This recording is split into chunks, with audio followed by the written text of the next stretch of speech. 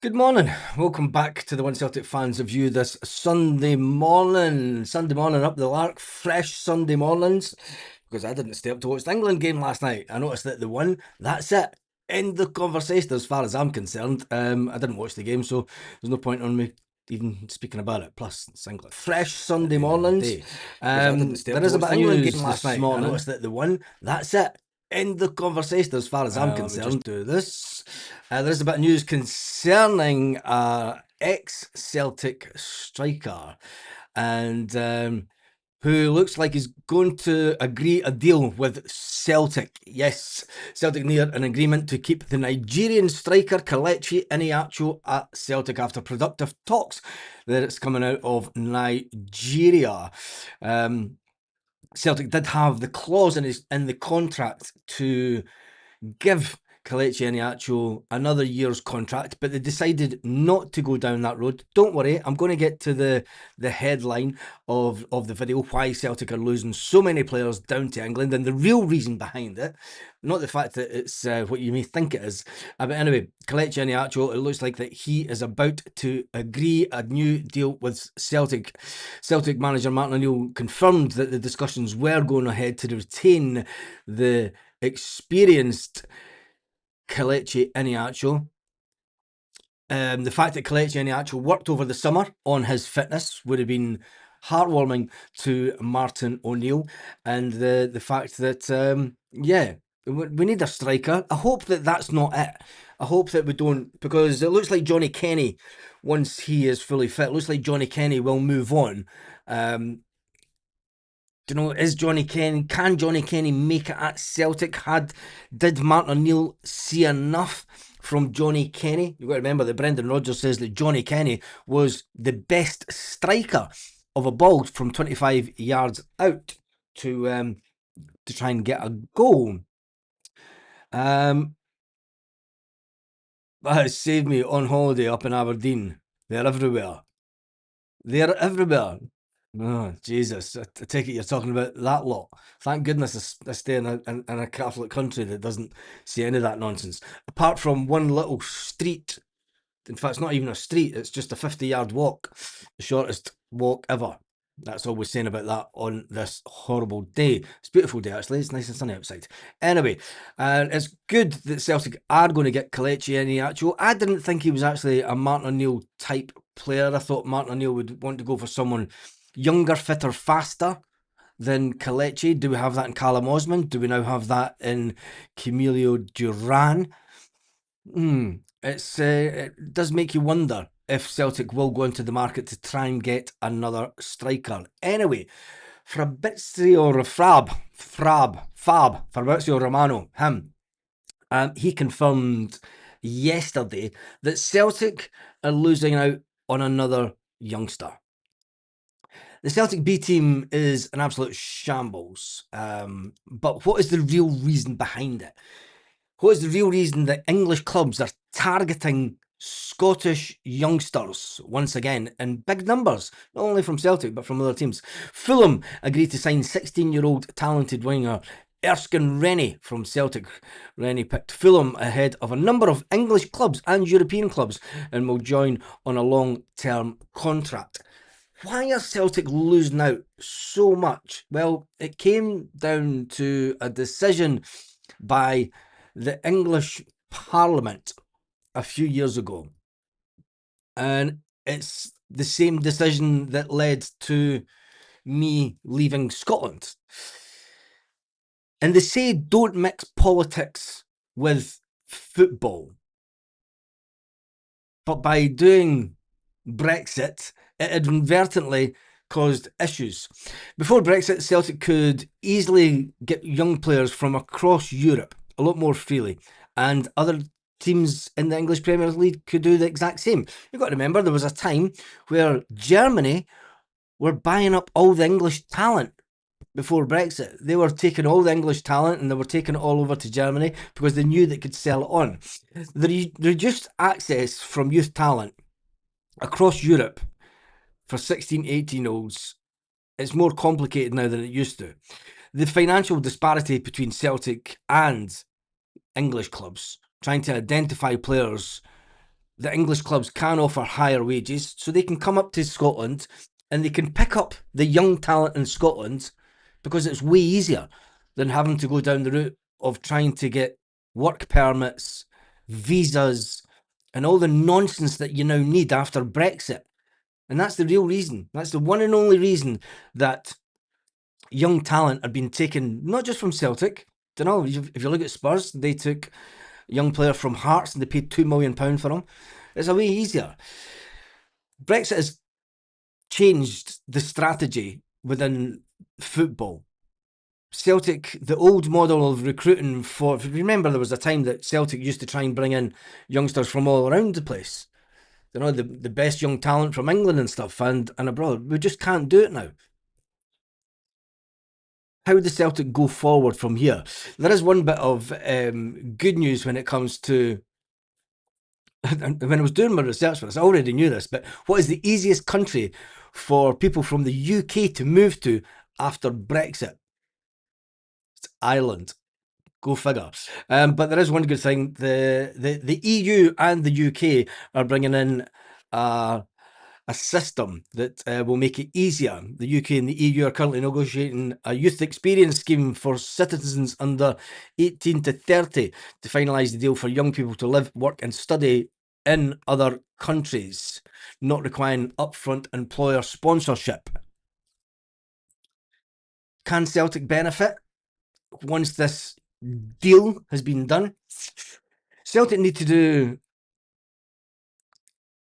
the best for them. We need to be identifying the best talent in Scotland. We've been saying this for years and Celtic have been left behind, but it's okay identifying younger players 8, 9, 10, 11, 12, 13, 14. The time that they're getting to 15, 16, 17, their agents are going, listen, I can get you way more money down south.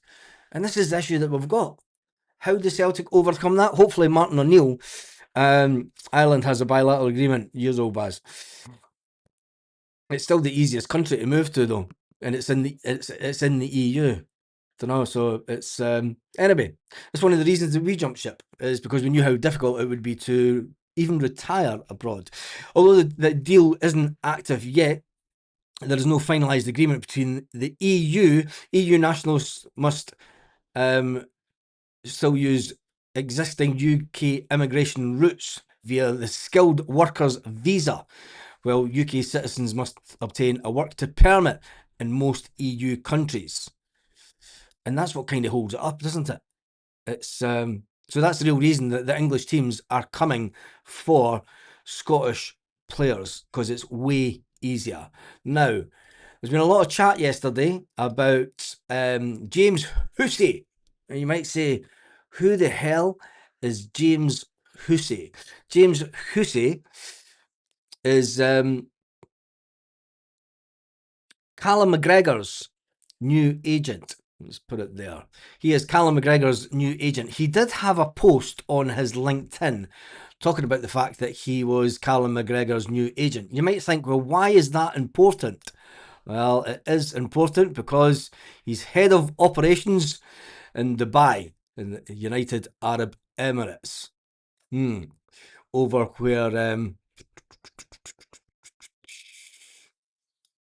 where Brendan Rodgers is, and there's been a lot of talk about him going there. I'm going to jump into the comments because there's some really good comments here. Pick them up cheap and play them for 2 or 3 games and sell them on for treble the money.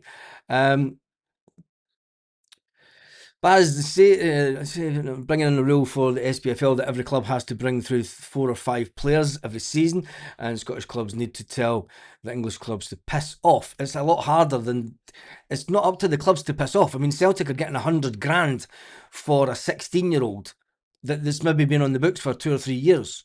Maybe even longer than it. It's hard. Pick them up cheap and play them for 2 or 3 first team games and sell them on for treble the money. You could do that. See, the grass isn't always greener for Kuhn at Como. Don't care. Players want to leave. You could say the same about, players are moving for the money. Let's not, Kuhn didn't move to, he moved for one thing only, money. Brexit is why we left Scotland too. Won't return until we're free. Mate, that is, I have said the same. I can remember been in, this is way off subject, I can remember being in Barcelona before the vote. I was in Barcelona for a mate's stag do, and I said if we're left in, if we don't, well, this was for the independence before, it was before Brexit. If we didn't vote for our own independence, I was going to leave. And then when Brexit happened, it just made it even worse for me. I still have European rights. I don't need my passport stamped. You know, we came out under Article 50 of the Brexit agreement, and that's on all my paperwork. So I've still got European rights.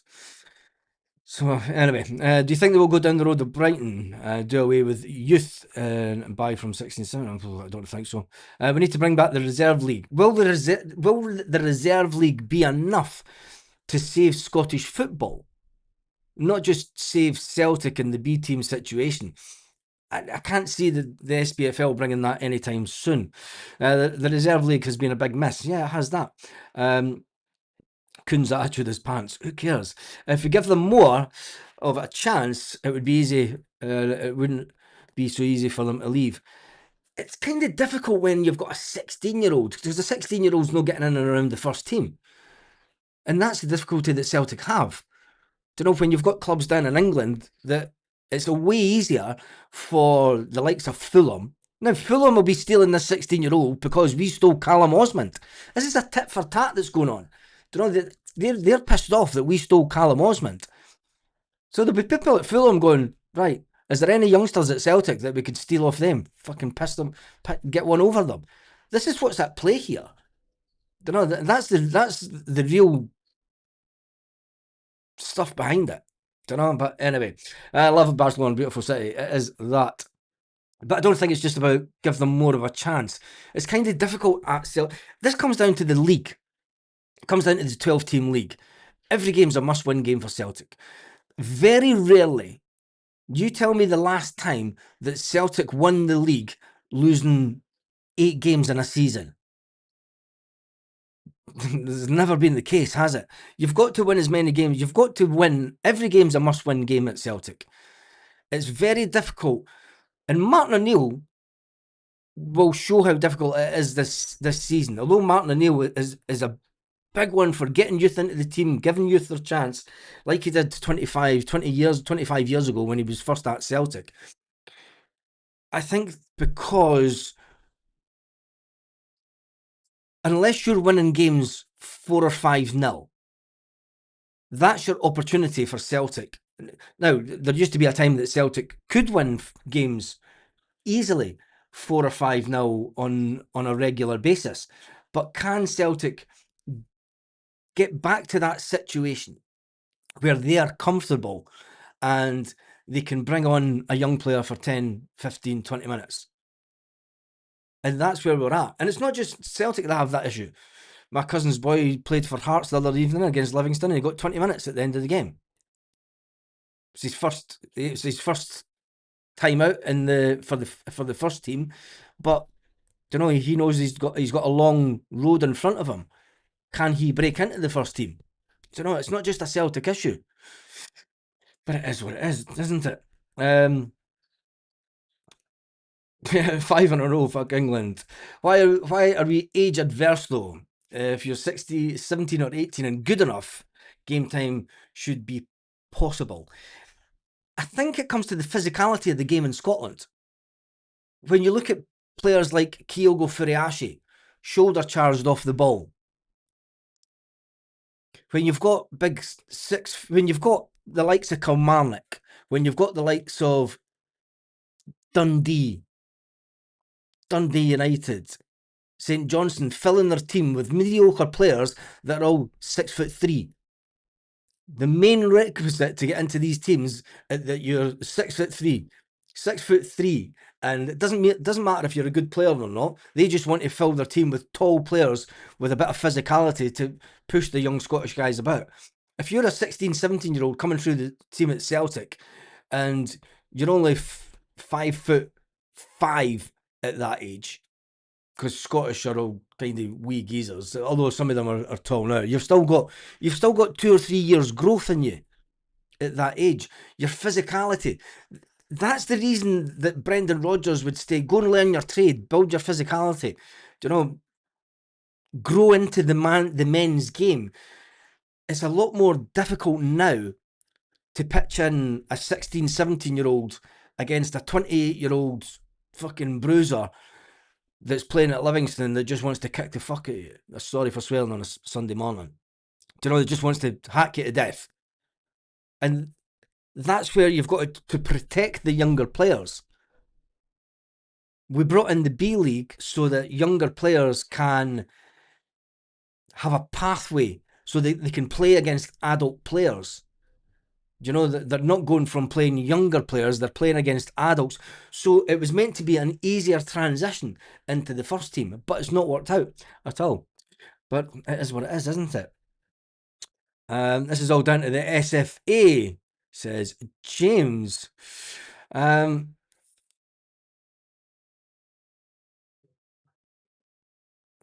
As we have Callum Osmond, let's not get carried away and hope he makes it big with Celtic. Yeah, Callum Osmond's a young player, but let's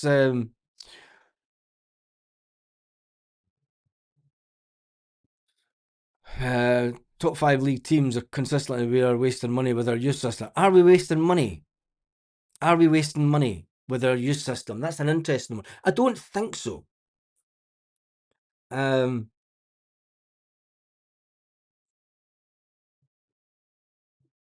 don't think that we're wasting money with the youth system. I think that there has to be changes within, and this is why I wanted it. This is no disrespect to Martin O'Neill, but this is why I wanted to get in a manager on a 3 or 4 year deal, someone that can take the football club in a direction. Having Martin O'Neill here is fantastic. Let's not get that. Let's just not dispute that.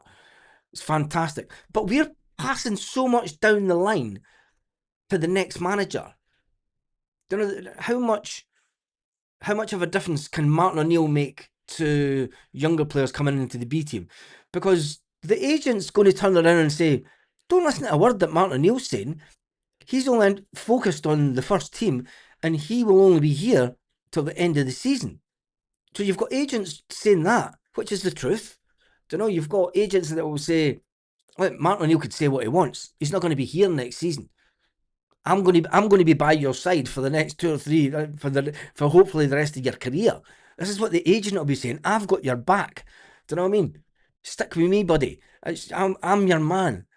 Don't listen to him. He's gone. He's away next summer. He's retired. Sayonara. Goodbye. Whatever. We're fucked as much as they don't rate Devlin. Come on. Devlin is not Celtic class. Won the league before, losing 8 games. Get back to you with the season. Yeah, but not in modern times. In modern times, Celtic are used to running away with the league. Being all dominant. Are we prepared to go back to the situation where we're not? That then again, when you're winning the league and you're not, when you're winning the league and you're losing 8 games, you have no chance of bringing youth through in the modern game. No chance, because the manager will feel pressured to play his best players. If the young players come on and they're not a success, the manager then gets its stick from the fans, because the fans know better than the manager. And the fans are way better tacticians than Martin O'Neill, Sean Maloney and Fozzie and McManus, who have all had a full career, a lifetime of football experience. Martin O'Neill's got more experience in his pinky than we have as sitting on YouTube and talking to you lot, So I think if you're Martin O'Neill and you're losing 5, 6, 7 games, you're forgetting about the younger players because you're wanting experienced players that can come in and make a difference to the game. Now, there's a 1 in whatever chance that there may be a youngster comes through at Celtic, but I would say that Callum Osmond is that young player. Remember, if there was any different time, Callum Osmond would have came in and went straight into the B team at Celtic. But the only reason Callum Osmond was put straight into the first team is because Daniel Cummins exited Celtic. If Daniel Cummins stayed at Celtic, I don't think that Celtic would have went for Callum Osmond. It's just my opinion, but there we go. It's just that's not got the patience for the football education. They just want money and fame. I don't think that you're getting fame when you're going down to Fulham as a 16-year-old. What they are giving you is Fulham are giving you a 5-year deal. Celtic aren't prepared to give young players a 5-year deal at that age. They give them a 1 or 2 year deal to see if they can make it, which I think is maybe wrong. If when you look at the success that Dundee United had back in the 1980s, Dundee United were putting all their young players that came through the system on 10-year contracts so that other teams could not come in and take out the best players from Dundee United at the time. Dundee United beat Barcelona back then, didn't they? Dreading next season to the point of hoping Rangers are really shy. Why are you dreading next season? I'm looking forward to it. I think that Celtic, whilst we've been slow off the block when it comes to transfers, I think that we have a manager in Martin O'Neill, and I'm going to make a prediction just now. We play the Champions League game. What dates is the first? Where is it? Where's the Celtic website? So I get the dates. It's another the 18th or something. The 18th and then 26th. Celtic fixtures. Right, we start the season. Let's get on at the dual screen. We start the season. Monday night, the 3rd of August versus Dundee. We then play Kilmarnock on the 9th, and then we will be in the Premier Sports Cup in between the Kilmarnock game and the St Johnstone game. We will also have, before that game, before the St Johnstone game, so we'll play in the Premier Sports Cup that weekend that's missing here. The midweek, we will play in the Champions League qualifier, whether it be will it be at home or I'm not too sure. We'll need to wait and see. But you'll play the Champions League game, then we play St Johnstone, and then we play the Champions League game again, the other qualifier, and then we play Falkirk. I think that we've actually got a couple of easy games in between that. I mean, you've got Kilmarnock, that could be the hardest game away to Kilmarnock. St Johnstone, I'm taking that as a Celtic win. Falkirk at Celtic Park, I'm taking that as a Celtic win. So it depends who we get in the Premier Sports Cup. Remember, a few years back, we got put out of the Premier Sports Cup the first game of the season. I don't think that will happen. I think that Martin O'Neill will manage to amass a squad of players before the game against Dundee, and before the 18th of August, when we play in the Champions League qualifier. And I think that we'll get into the Champions League. That's my prediction. I think that Celtic, doesn't matter who we get, I don't think that Celtic will want a recurrence of last season and the whole Carrot Almaty shenanigans from last season. I think that Celtic will get into the Champions League with Martin O'Neill, and he'll get a crack at the big tournament with Celtic. And then you go into September. But we're getting way ahead of ourselves because we've got a game in Portugal next week. And then we're back to Celtic Park for a game against Middlesbrough and AC Milan. The AC Milan game, although it will just be a kickabout and a friendly, I think that that will see us how well we're prepared, that the team are prepared going into pre-season. You can never tell, but we'll see how well we are set up for the season. Some people are saying that we might actually get another game, a midweek game after that game on the Saturday. I don't think so. I don't think there'll be another game. I think that that's it for pre-season, and then it's all down to that game on the Monday night. So let's jump back into some of the comments. It's the youth that's not got the patience for football education. They just want money and fame. Treble number 9, 6 in a row. Ooh. I'm not even going to start thinking about a treble. 6 in a row. I think we'll definitely get 6 in a row. Paul's dreading next season. Hi, Stephen Johnson says, Peter, get to chapel, Baz. We've got masses in about 2 hours down here, so yeah, they don't have 9:30 mass. They have a later one here. Create an embargo with football so you have to get to develop. It's reasonable time at the principal club. Stop the English stealing your talent. They still got Danny Dyer. What is it you work at over there? YouTube. I've got lots of YouTube channels, mate, and I'm also a YouTube consultant for people. So yeah, it's all YouTube.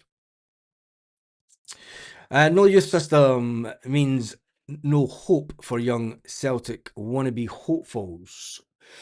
Are we going to go down that road? I don't think so. We have made a way of wasting money without spending it. I don't think that we've wasted money because without spending it, we do spend money on the academy. I think that since Celtic redeveloped Barrowfield, there has to be something that can be done in the background of Celtic, and this is why I think that having Martin O'Neill on a 1-year contract, it's kind of difficult to convince younger players that their future lies at Celtic, because younger players know that the manager's not going to be there. So we have to have people that are at Celtic that, Sean Maloney was the pathway manager. We haven't replaced Sean Maloney as pathway manager. So who's talking to the younger players at Celtic? Who's telling the younger players at Celtic that, look, this is the way that we're going to navigate you into the first team? Because Sean Maloney's too busy doing first team training. So who's telling these 16, 17-year-olds that, there's all these situations that need sorted out at Celtic that haven't been done yet? Anyway, keep club winning trophies. Yes, that's all that matters to some people, isn't it? Striker inbound. Ronaldo was seen at Parkhead Forge yesterday wearing a £3,000 Celtic watch. Camellia sounds decent. Yeah, he does that. Hello, mate, from Danag. Hail, hail. Well, there you go. Our best youth are getting offered fantastic deals off of other clubs at 16. We won't pay. And it was the last we brought a player through. I think the fact that the younger players are wanting £5,000 and above, and Celtic just do not have the budget to pay 16, 17-year-olds that crazy amount of money. English teams can throw money at youngsters, and the sad fact of it is these youngsters may leave Celtic. 1 or 2 of them may hit the big time. But the reality is that in a couple of years' time, they'll be down in maybe the English Championship. They'll still earn good money. They'll still be playing football. But will they win any trophies? Will they play in Europe? I think that we need someone and his pathway manager to be telling these younger players, yeah, it's good going down to Fulham. You might go down to Fulham, you may make it, you may not. But will you be playing in the Champions League? Will you be playing in Europe every single year if you make it into the team? You have to be able to convince the players, and that's something that Celtic cannot do at the moment. You can't say Osman has come through Celtic when we brought him. I never said that he come through Celtic. That's the thing. I think he was brought in from youth development from Fulham. Don't forget, lads, Devlin, who set up Kells for our 3rd goal. Kelechi scunnered him. Yes, this is very true. If the embargo sounds too extreme, make the club ruling where we play a certain amount of youth players. It's the only way to get better match fitness. I think that needs to come down to an SFA. But then the whole... I don't know how that would work. Never dread next season, says Positive. I'm not dreading next season. It wasn't me that said that. It was someone else. Hearts are submitting 2 teams next season. Haha. Yeah. One at Ibrox and one at Hearts. So it makes it'll make it even better, won't it? It'll make it sweeter. Anyway, who cares again? how can you honestly say the situation now looking forward to the next season? Because we've still got a lot of work to do. I think that the only difference between this summer and last summer is that Martin O'Neill will not come out and slate the board in the lackadaisical approach in getting players in. We all know that the Martin O'Neill would have loved to get players in a lot earlier, get them into pre-season, etc., etc., etc. We know the issue with Nicholson and co, but I still think that Martin O'Neill, when he gets the players in that he wants over the next couple of weeks, I think that once we get closer to the Champions League game, and I think once we win the Champions League qualifiers, and when we get into the Champions League games, I think that there'll be a lot of Celtic fans will go, right, they'll be a bit more at ease. The anticipation comes because we're not getting the players in now to, I mean, I think that we'll walk the league in Scotland next year. Remember, we went through 3 managers last season. We had a manager throwing the players under a Honda Civic bus. We had Wilfred Nancy coming in with his Connect 4 trying to get Callum McGregor and co to play a style of football that they were just like, mate, just small steps. No, we do this. I think that Martin O'Neill will want to hit the ground running. Martin O'Neill will want to get back to being dominant for Celtic in Scotland. There's no disputing that whatsoever. So roughly 22-day start to the season. We signed 1 player. I think it's going to be we can't grumble about a player who scored 5 goals in the Champions League. We can't grumble about a player who scored 5 goals in the Champions League. But it's the speed of business that needs to ramp up. It's a joke. Yeah, we all know that. But I still think that Martin O'Neill will amass a squad that will be dominant in Scottish football. And can Martin O'Neill do it in the Champions League? Can he get us to that playoff? We'll wait and see. I'm worried. The rabble are making fun of us next season. Not a chance. Not a chance of that, mate. They'll turn on McInnes and his Hearts rejects within. I'll give them till October. Give them till October.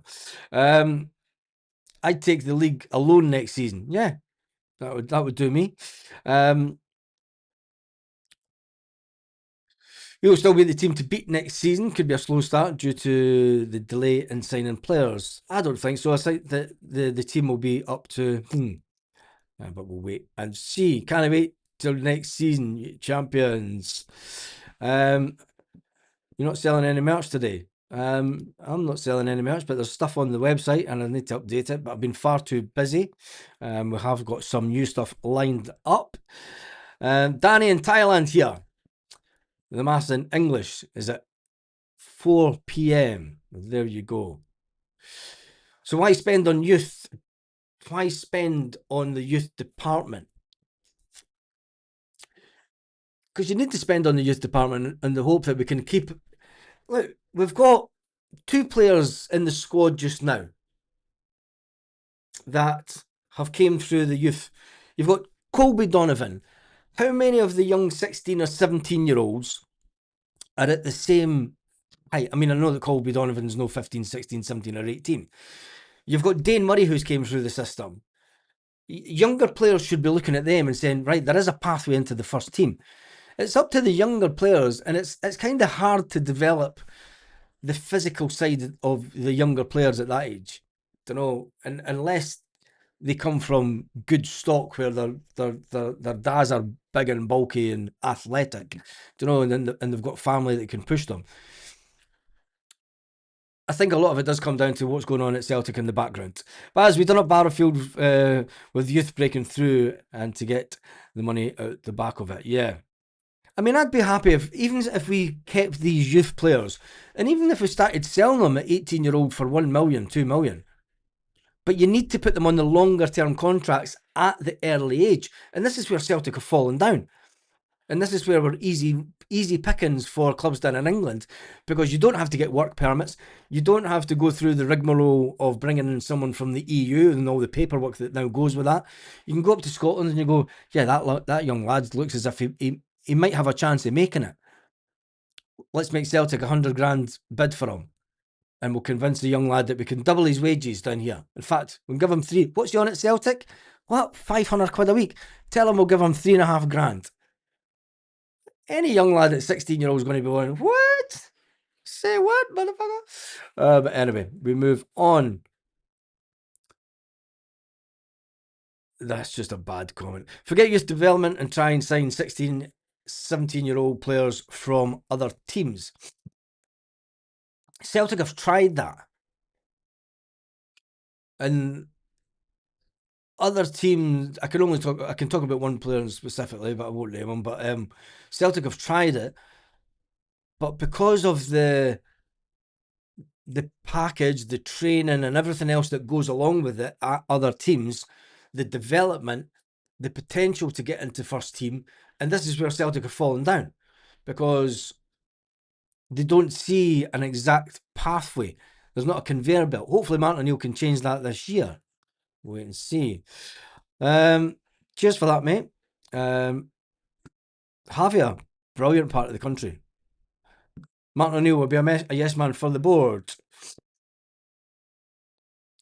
What does that video title even mean? You need to go back to the beginning of the video to watch it, because we spoke about exactly why Celtic are not getting youth players and cannot keep youth players.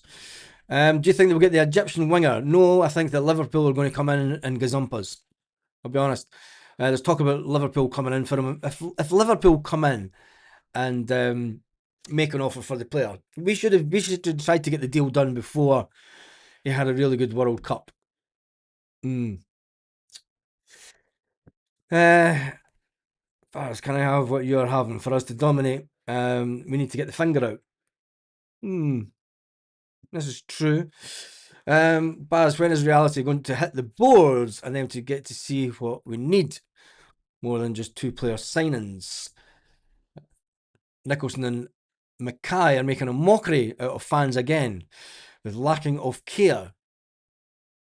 Jim, we said that, and then Celtic come out and we sign a forward from South America. He wasn't on anyone's radar. He wasn't on any Celtic podcast's radar. He wasn't on any Celtic fan media radar. He just came completely out of it. So Celtic are doing work in the back. I'm not trying to back up the board here, but Celtic are obviously doing a lot of work in the background that they are no interest in telling us about. No interest whatsoever. I'm sure Messi was not in big. Right, I'm going to jump to the end. God, I've been on for 37 minutes this morning. The problem with signing teenagers from other teams is they never work out. Even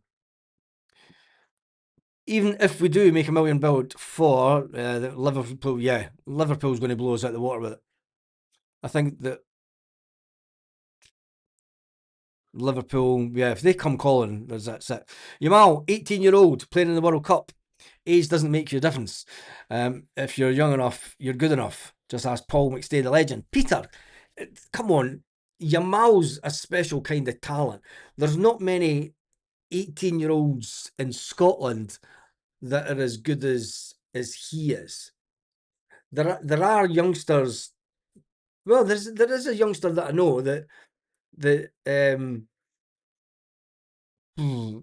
in and around there at a team, and it'll be interesting to see if he makes the jump into the first team this season. But anyway, it's not to do with Celtic.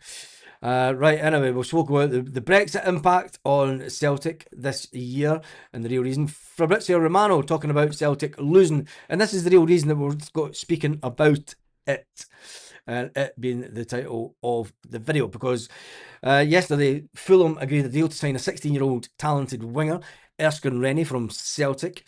He picked Fulham ahead of a number of English and European clubs who were joining him, who wanted to join on a long-term contract. Why are English teams picking up so many Celtic players and other players from Scotland? Because it's easier because of Brexit. It's as simple as that. Right, that is me done and dusted. Paul says, don't mean to be the guy of doom, but I'm not looking forward to next season. This could be embarrassing. I don't know how I think that we're going to do this. But anyway, That's us done and dusted for this morning. If anyone knows that we are going for a player, the move and getting signed up, yeah, this is it. Right, have a fantastic day, Celtic fans, wherever you are, all around the world. And it's all looking forward to the next game at Celtic, because the next game takes place in just 2 days, 7 hours and 59 minutes. There we go.